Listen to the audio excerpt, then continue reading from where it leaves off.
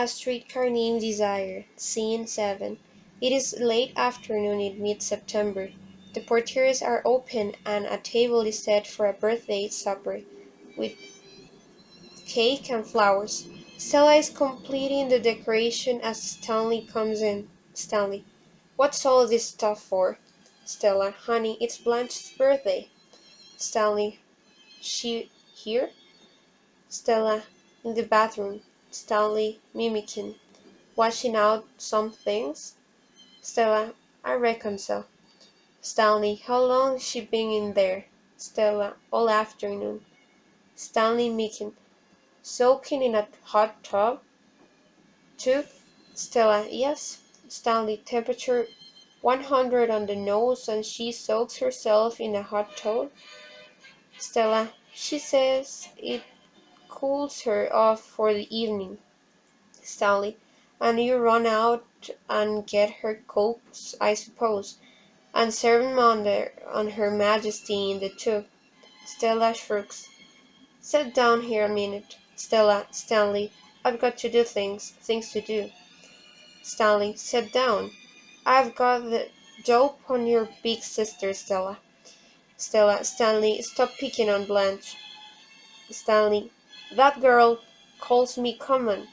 Stella: lately you've been doing all you can think of to rub her the wrong way, Stanley. And Blanche is sensitive, and you've got to realize that Blanche and I grew up under very different circumstances than you did, Stanley. So I've been told, and told and told and told. You know she's been feeding us a pack of lies here. Stella: no, I don't. And Stanley: well, she has, however. But now the cat's out of the bag. I found out some things. Stella: what things? Stanley: things I already suspected, but now I got proof from the most reliable sources, which I have checked on. Blanche is singing in the bathroom a saccharine popular ballad which is used contrapunctually with Stanley's speech.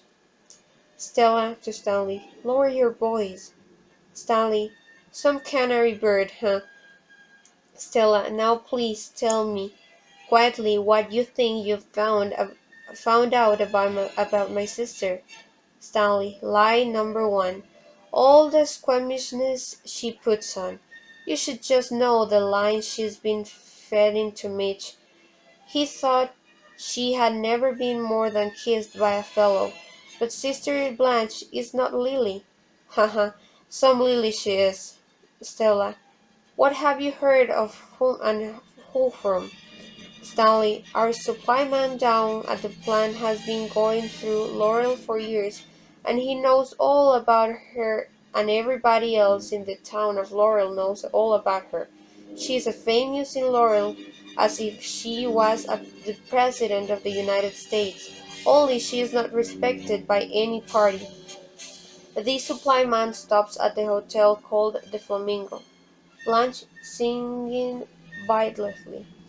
Say it's only a paper moon sailing over a cardboard sea, but I wouldn't be make-believe if you believed in me. Stella: what about the Flamingo? Stanley: she stayed there too. Stella: my sister lived at Belle Reve. Stanley: this is after the home place had slipped through her lily-white fingers. She moved to the Flamingo, a second-class hotel which has the advantage of not interfering in the private social life of the personality there. The Flamingo is used to all kinds of goings-on, but even the management of the Flamingo was impressed by Dame Blanche. In fact, they were so impressed by Dame Blanche that they requested her to turn in her room key for permanently. This happened a couple of weeks before she showed here. Blanche singing. It's a Bramur and Bailey world, just as phony as it can be, but it wouldn't be make-believe if you believed in me. Blanche singing. Stella: What contemptible lies! Stanley, sure, I can see how you would be upset by this. She pulled the wool over your eyes as much as Mitch. Stella, it's pure invention. There is no a word of truth in it, and if I were a man and this creature had dared to invent such things in my presence, Blanche singing, without your love it's a honky-tonk parade, without your love it's a melody played in a penny arcade. Stanley, honey, I told you I thoroughly checked on these stories. Now wait till I finish. The trouble with Dame Blanche was that she couldn't put on her act any more in Laurel. They got wised up after 2 or 3 dates with her, and then they quit. And she goes on to another, the same old line, same old act, same old hooey. But the town was too small for this to go on forever, and as time went by she became a town character, regarded as not just different but downright local nuts. Stella draws back, and for the last year or two she has been washed up like poison.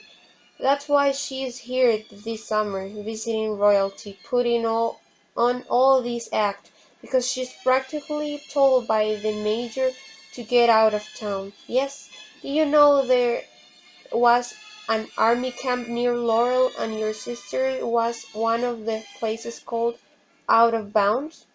Blanche, it's only a paper moon, just as phony as it can be, but it wouldn't be make-believe if you believe in me. Stanley, well, so much for her being such a refined and very particular type of girl, which brings us to lie number two. Stella, I don't want to hear any more. Stanley, she's not going back to teach school.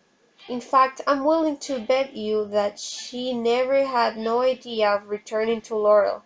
She didn't resign temporarily from the high school because of her nerves. No, Siri Bob, she didn't. They locked her out of that high school before the spring term ended, and I hate to tell you the reason that step was taken. A 17-year-old boy she'd gotten mixed up with. Blanche, it's a Bramble and a Bailey world, just as funny as it can be. In the bathroom the water goes on loudly. Little breathless cries and peals of laughter are heard as if a child were frolicking in the tub. Stella, this is making me sick. Stanley, the boy's dad learned about it and got in touch with the high school superintendent. Boy, oh boy, I'd like to have been in that office when Dame Blanche was called on the carpet. I'd like I like to have seen her trying to scream out of that one. But they had her on the hook good and proper that time, and she knew that the jig was all up. The- They told her she better move on to some fresh territory. Yep, it was practically a town ordinance passed against her. The bathroom door is open and Blanche thrusts her head out holding a towel about her hair. Blanche, Stella! Stella faintly, yes, Blanche? Blanche, give me another bath towel to dry my hair with. I've just washed it. Stella, yes, Blanche. She crosses in a dazed way from the kitchen to the bathroom door with a towel. Blanche, what's the matter, honey? Stella, matter? Why? Blanche, you have such a strange expression on your face. Blanche, oh, she tries to laugh. I guess I'm a little tired. Blanche, why don't you bathe, too, soon as I get out? Stanley calling from the kitchen. How soon is that going to be?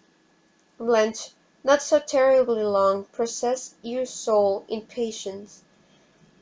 Stanley, it's not my soul, it's my kidneys I'm worried about. Blanche slams the door. Stanley laughs harshly. Stella comes slowly back into the kitchen. Stanley, well, what do you think of it?